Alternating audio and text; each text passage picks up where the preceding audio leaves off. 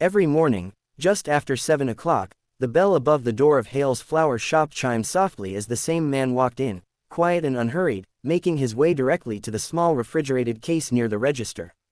He always chose the same flower. One single red rose, nothing more, nothing less.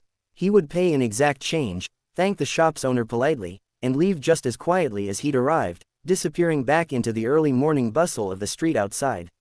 Vivian Hale had owned the small flower shop for almost 3 years now, ever since stepping away from a demanding corporate career to build something quieter, something that felt more genuinely hers. She noticed regulars easily: the elderly woman who bought lilies every Friday, the young couple who came in nervously before anniversaries, but this man, always alone, always exactly one rose, had become something of a quiet mystery to her. His name, she'd learned from his card the very first week, was Daniel Reyes. Polite, soft-spoken, always dressed simply, usually in work clothes that suggested an early shift somewhere nearby. For months, Vivian resisted asking, respecting the quiet privacy he seemed to carry with him each morning. But curiosity, gentle and persistent, eventually got the better of her. One rainy Tuesday morning, as Daniel approached the counter with his usual single rose, Vivian finally spoke. "Can I ask you something?" she said carefully. "You've been coming in every morning for months now, always for just one rose.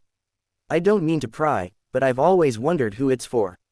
Daniel paused, glancing down at the flower in his hand, a faint, thoughtful smile crossing his face. "It's for my wife," he said quietly. Vivian's expression softened immediately, assuming she understood.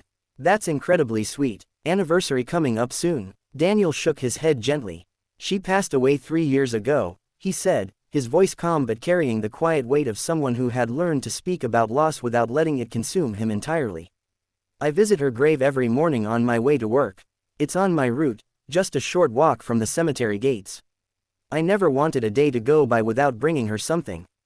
Vivian felt a small pang of embarrassment for her earlier assumption, quickly followed by a deeper wave of quiet respect. "I'm so sorry," she said softly. "That's an incredibly beautiful gesture, though. I don't think I've ever seen someone so consistent." She loved simple things, Daniel said, a faint smile touching his lips. "Never wanted elaborate gestures, just small, steady ones. A single rose felt right, somehow. Something manageable, something I could keep doing, even on the hardest days." Vivian nodded slowly, moved by the quiet devotion in his words. "Do you mind if I ask what she was like?" Daniel considered the question for a moment, clearly enjoying the rare opportunity to speak about her. "She was patient," he said. "More patient than me, most days. She had this way of making our daughter laugh over the smallest things, silly voices, ridiculous faces, nothing complicated. She always said the best moments in life were usually the quiet, ordinary ones." "You have a daughter?" Vivian asked, genuinely curious now. "Lily," Daniel said, his expression warming further. "She's 7, sharp as anything, stubborn just like her mother."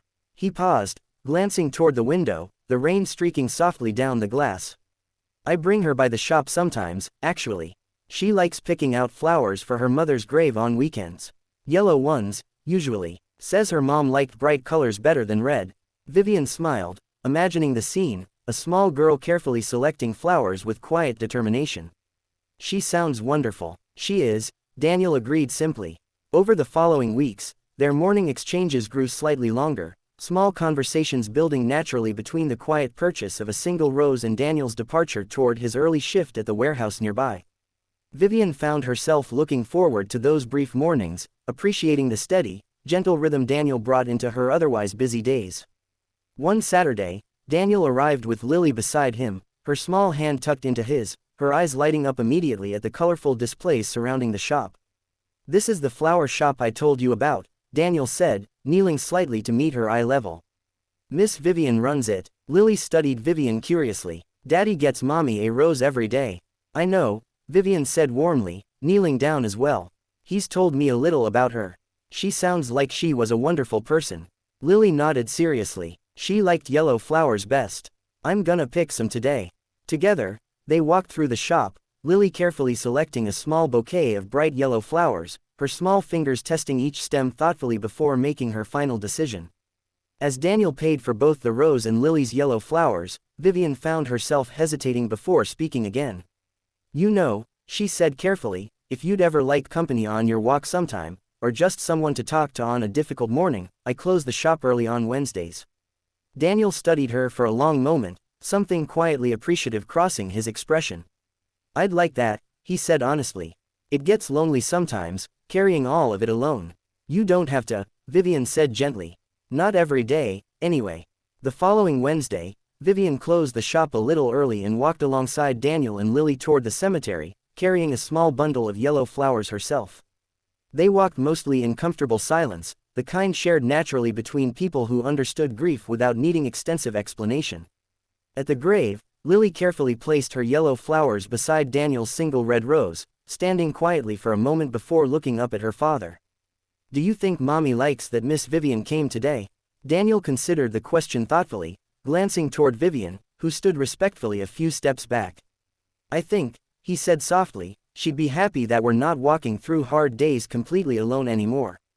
As they walked home together beneath the softening afternoon light, Daniel found himself grateful, not for the first time, for the quiet, unexpected ways life sometimes offered small moments of comfort, even amid enduring grief, one single rose, one small yellow bouquet, one gentle companion at a time.